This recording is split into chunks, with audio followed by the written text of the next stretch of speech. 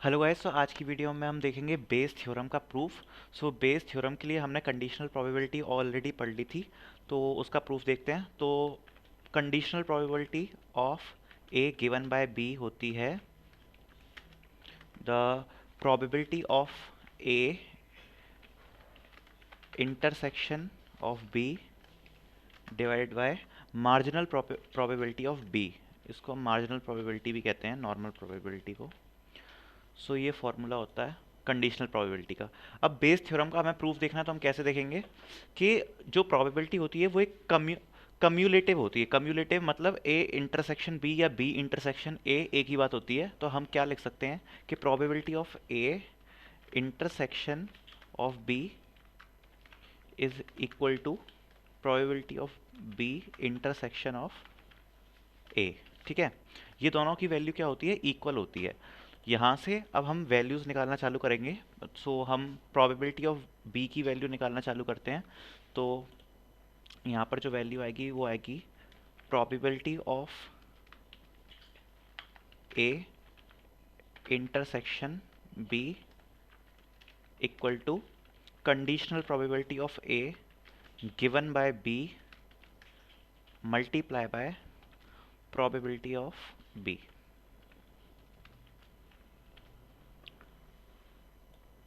अब जो probability of A intersection B है उसको हम लिख सकते हैं probability of B intersection A, B intersection A. और साथ में जो आरएचएस वाली इक्वेशन है वो तो सेम ही रहेगी, probability of A given by B multiply by probability of B.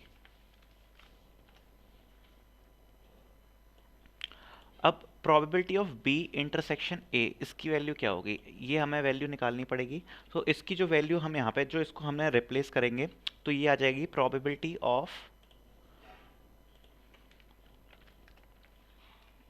B given by A multiply by probability of A. ये आ गया एलएचएस में।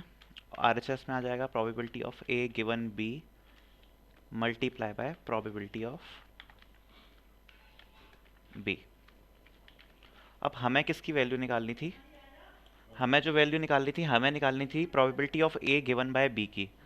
सो फॉर्मूला ड्राइव कर हो जाएगा यहाँ पर, यही बेस थ्योरम का फॉर्मूला होता है। Probability of A given B की हमें वैल्यू निकालना है, वो जाएगा probability of B given by A multiply by probability of A divided by probability of B.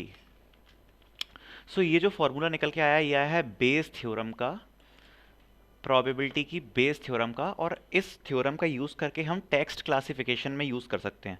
मतलब कोई ईमेल फ्रॉड है या नहीं है, कोई मैसेज स्पैम है या नहीं है, कोई न्यूज़ फेक है या नहीं है, कोई रिव्यू पॉजिटिव है या नेगेटिव है, इस प्रोबेबिलिटी की थ्योरम से हम वो निकाल के प्रूफ कर सकते हैं। तो इस थ्योरम को पहले एक बार समझते हैं। इस थ्योरम को हम बोलते हैं बेस थ्योरम। इसका एक एग्जाम्पल भी देख लेंगे कैसे करते हैं बेस थ्योरम। ठीक है, सपोज हमें कोई स्पैम मैसेज का डिटेक्ट करना है कि कोई मैसेज स्पैम है या नहीं है। हम कैसे पता लगा सकते हैं इस थ्योरम के बेस पर। तो सपोज कोई मैसेज आया मेरे पास कि उसमें लिखा हुआ है you will get 90% of, you will get 90% of. ठीक है, और एक मेरे पास दूसरा मैसेज है जिसका नाम है कॉल मी लेटर। ठीक है, जो फर्स्ट वाला मैसेज है वो हो गया स्पैम मैसेज, और सेकंड वाला जो मैसेज हो गया वो एक स्पैम मैसेज नहीं है।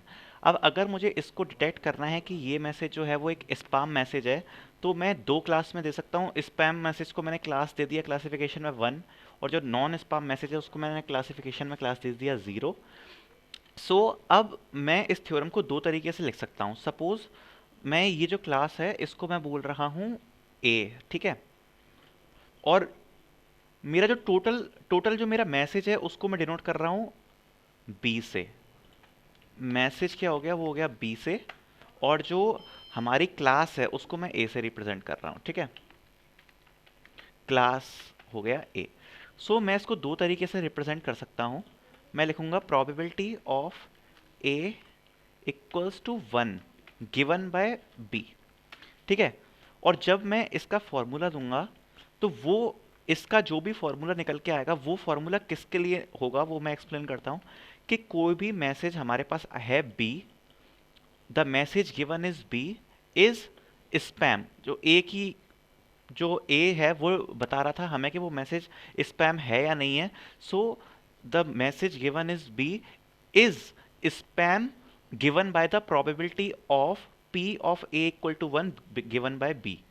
ऐसे ही अगर मैं लिखूं तो मैं लिख सकता हूं probability of A equals to 0 given by B.